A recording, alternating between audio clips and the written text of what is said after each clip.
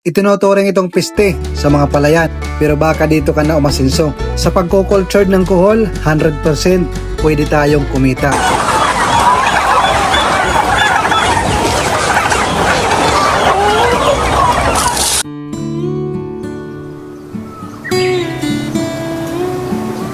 Isang magandang araw sa inyong lahat mga ka-farmers. Welcome na naman muli dito sa ating YouTube channel. Ang ating tatalakayin ngayon ay ang pagko-cultured ng kuhol. Ang kuhol ay tinuturing na peste sa ating mga palayan. Pero alam nyo ba na pwede tayong mag-alaga o mag-cultured ng kuhol? At ang kagandahan dito, hindi ito mahirap paramihin at hindi rin mahirap alagaan. Dito sa Pilipinas ka-farmers, bibihira lang ang nag-aalaga o nagko-cultured ng kuhol. Kasi nga, ang turing nila dito, isang peste sa palayan o isang insekto na umuubos sa ating mga palay, lalo na pag bagong tanim yung ating palay. Sa pagko-culture dito, kailangan lang natin gumawa ng pond. Pwede yung mga fish pond, pwede sa ating mga palayan, gawin natin na mayroong tubig, mabubuhay na sila. Ang importante, ang tubig ay hindi chlorinated. At kung mayroon kayong budget, mas maganda kung gagawa tayo ng concrete pond. At kung maliit lang ang inyong budget, pwede naman yung mga lining pond para mas mabilis ang paggawa at mas maliit ang inyong budget na ilalabas. At kung wala naman kayong similya mga ka-farmers, wala akong problema. Dahil sa mga palayan, pumunta lang kayo sa palayan, napakaraming itlog ng kuhol mga ka-farmers. Unlimited ho yan, marami kayong makikita. Pero alam ko sa inyo, yung iba hindi kumakain ng kuhol. Alam nyo ba ka-farmers na ang kuhol ay isa sa napakasarap na ulam at pwede natin lutuin ng iba't ibang mga putahe. Ang market dito sa Pilipinas ay hindi pa ganong ka-stable, pero pagdating sa mga hotel, ang mahal nito. Pero sa mga normal lang na kainan, medyo may kamahalan nito mga ka-farmers. Pwede ka lang naman kumita ng 150 to 300 per order mga ka-farmers. Ang bintahan kasi ng kuhol na depende po kung sino ang nagluto, kung saan lugar ibininta. Pwede pag street food, pwede sa hotel at pwede sa kainan. Ito yung isa sa example ng menu sa ating kuhol. I-steam nyo lang siya, maglagay ng mga herbs, pampalasa na gusto nyo at maggawa ng sausawan. Mas masarap kung mas maanghang mga ka-farmers. Napakarami ang pwedeng luto sa kuhol mga ka-farmers. Pwedeng ginataan at pwede rin nating gawing pang street food, yung nilalagay sa stick. Pero kung nakakita na kayo sa mga mamahalin hotel, special po pagdating sa kuhol na menu. Pero alam nyo naman mga ka-farmers, na pag once na nalaman ng ating mga customer na yung ating mga kuhol na ibinibinta ay galing lang sa palayan, pinulot lang, ay hindi talaga yan bibili.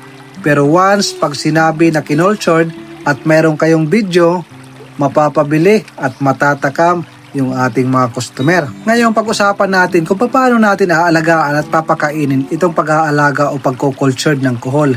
Ganito lang kasimple mga ka-farmers. Kahit ano na mga leaves na ating makukuha katulad ng water lily, papaya, at kahit na anong mga dahon-dahon mga ka-farmers ay pwedeng kainin ng ating alagang kuhol. At ang pagko-cultured ng kuhol ay hindi ito masilan. Pagdating naman sa tubig, yung galing lang sa ilalim sa lupa, yung hindi chlorinated, okay na yan sila, buhay na buhay. At pagdating naman sa pagmimintin ng tubig dito, titingnan nyo lang kung madumi na. Pag mabula na yung itaas ng tubig, ibig sabihin kailangan ng palitan.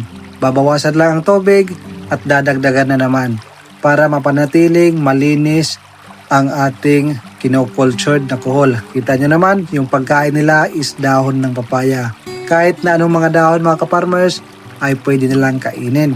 Kaya kung naghahanap ka ng panghanap buhay or pagkakakitaan mga ka-farmers, ang kuhol ay isa sa ideal business na pwede natin ipakilala sa ating lugar.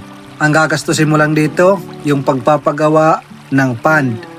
Concrete pond man yan or bumili ka lang ng lining pond, okay na yan mga ka-farmers. Or kung mayroon kayong palayan, gawin yung fish pond mga ka-farmers. Palalimin nyo, lagyan ng tubig, taniman ng maraming kangkong, pwede na yan. Doon kayo mag-cultured. At pagkikita nyo naman mga ka-farmers, kahit dahon ng nyog ay pwede nilang kainin. Iba't ibang klase ng dahon ay pwede natin ibigay sa kanila. Sa business idea na ito mga ka-farmers, 100% wala kang lugi. Dahil sa puhunan, sa pagpapagawa lang ng kanilang pan, doon ka lang magagastos. Pagdating naman sa similya, punta ka lang sa mga palayan mga farmers. Napakarami ng itlog ng ating kuhol na makukuha mo ng libre. At para naman sa kanilang feeding, tulad ng aking sinabi, wala ho kayong gagastusin. Ang kakailanganin nyo lang ay maghanap kayo ng pwedeng ipakain na mga dahon. Example ko sa iyo, duckweed, azolla, malunggay, at iba pang mga dahon-dahon na makikita nyo sa inyong paligid. Kahit nga yung palay, patubuin nyo, pwede nyong ibigay dito. Buhay na yan sila mga kaparmers. At pagdating naman sa pagbabantay mga kaparmers, hindi ho masilan, hindi mo sila kailangan bantayan at tingnan. Basta't bigyan nyo lang sila ng pagkain at yung temperature ng tubig, yung room temperature lang. Kaya wala hong rason na hindi kayo kikita dito. Paano naman yung market mga kaparmers? Sa market dito mga kaparmers, marami ang pwede natin pagkakitaan. Pwede natin gawing street food. Ini-steam lang yan. Once na ma-steam, kunin nyo yung laman at ilagay sa steak, i-barbecue o deep fry, at pwede nang isawsaw sa sweet and sour na sawsawan. At once na na-establish nyo na ang iyong mga similya, automatic dadami ang iyong mga itlog ng kuhol dahil napakalibog ng kuhol. Tama po ang inyong narinig mga kaparmers, medyo malaswa pero totoo po yan. Mabilis silang magparami.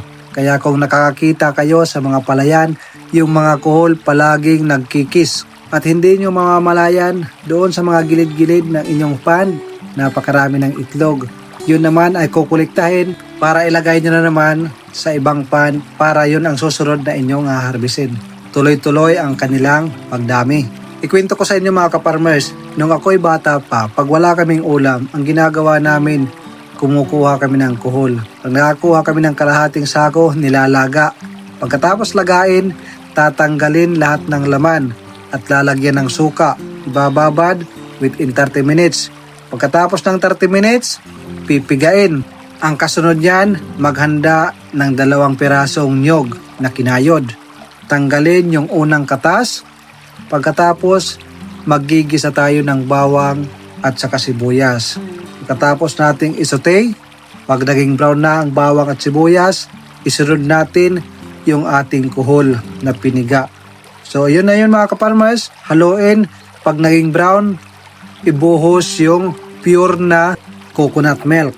Pakuluin nyo lang hanggang maliit na lang yung sabaw na para bang nagmamantika at lagyan nyo ng sili. Ay naku po inang, napakasarap. Lahat ng kanin, pati yung bahaw, simot. Dito sa business idea na ito mga kaparmers, nasa sa inyo na yon kung paano lalaruin ang negosyo. Pwede nyong tanggalin yung shell para pag bumili yung ating mga client, yung ating customer, wala ng shell, lulutuin na lang. Pwede rin ibenta ng fresh. Sila na yung bahala kung anong luto ang kanilang gagawin. Pwedeng i-grilled at pwede rin gataan. Sa grilled naman, yung pagluluto nito, i-steam nyo muna at i-grilled, yung parang scallops ang pagkaluto. Napakasarap, yung medyo maanghang. Sa pagko-culture ng kuhol ay sigurado hindi tayo malulugi. Dahil sabi ko nga sa inyo, pagdating sa pagpapakain dito, lahat ay makukuha sa ating mga gilid-gilid, sa ating mga probinsya, ang kanilang pwedeng ipakain sa ating mga alagang kuhol. Sa pagmamarket naman ngayon, hindi na ho mahirap. Pwede tayong gumawa ng video, paano natin niluluto, paano natin ginagawang espesyal ang kuhol. Napakasimpleng business idea na pwede natin gawin. Sa una, pag sinabing kuhol ay parang normal lang. Pero once na pag sinabing naka-cultured at gumawa tayo ng video na espesyal ang pagkaluto, sasabihin nila, wow, ang sarap. Parang pang 5-star ang luto. Sa panahon ngayon kaparmers, dapat madiskarte ka. Dapat mautak ka kung paano tayo kikita. Sa paano mga kaparmers, kita-kit sa susunod nating video. Magandang araw at mabuhay po kayong lahat.